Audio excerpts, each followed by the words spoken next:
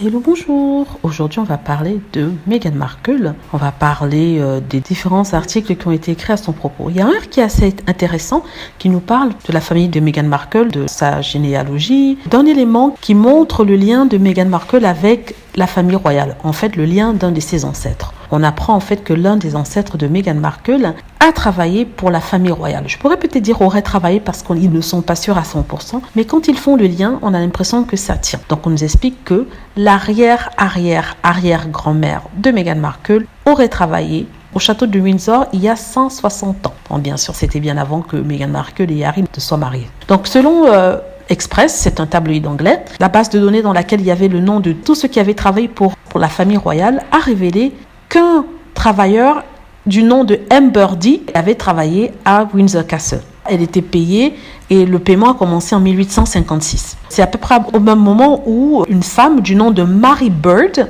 qui est la grand-mère de Meghan, était justement là-bas à Windsor et travaillait. Donc ça prouve en fait qu'elle était là. Mary Bird était adolescente à l'époque. Elle était mariée à un chausseur, Thomas Bird, un ancien officier de l'armée qui avait servi en Irlande et en Inde. Donc apparemment, à cause du mariage, la famille l'a régné parce qu'il était catholique, il me semble.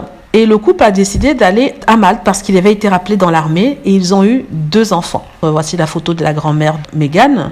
Elle s'appelle Mary Bird.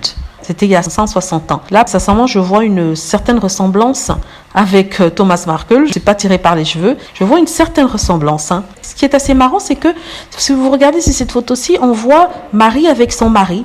Enfin, Mary Bird, Marie avec son mari, et son mari n'a d'autre nom que Thomas. C'est-à-dire que l'arrière-arrière-arrière-grand-père de Meghan Markle s'appelait Thomas. Donc, tout concorde en quelque sorte. Dans la database qui trouve Mary Bird, Meghan Markle qui a une grand-mère qui s'appelle Mary Bird et qui venait de l'Angleterre, qui s'est déplacée à Malte.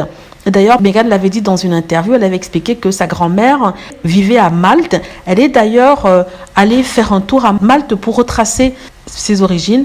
Et c'est là-bas que son arrière-grand-mère, c'est-à-dire la fille de Mary Bird, qui s'appelle aussi Marie, est née. Et c'est celle-là que Meghan Markle est allée retracer.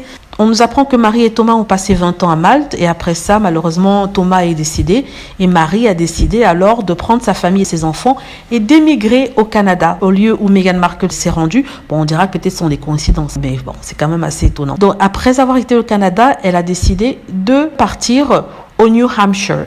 C'est un État aux États-Unis. Et justement, la famille du papa de Meghan, Thomas Markle, vient du New Hampshire. Tout ça pour montrer qu'il y a quand même un lien, que la vie est assez étrange. Voilà, pour montrer un lien. C'est assez intéressant. Si vous êtes intéressé par la généalogie, les origines des gens, ça pourrait vous intéresser. Bon voilà, c'était pour parler de la famille de Meghan Markle. J'aimerais bien aussi faire une recherche sur la famille du côté de la maman, c'est-à-dire Doria Ragland. Il y a une très très belle histoire par rapport à son grand-père. Mais bon, je ferai ça aussi plus tard. Voilà, j'espère que vous avez aimé la vidéo. N'hésitez pas à cliquer sur like si c'est le cas, à vous abonner pour plus de vidéos et à cliquer sur la petite cloche afin d'être averti lorsque je poste une nouvelle vidéo. Merci.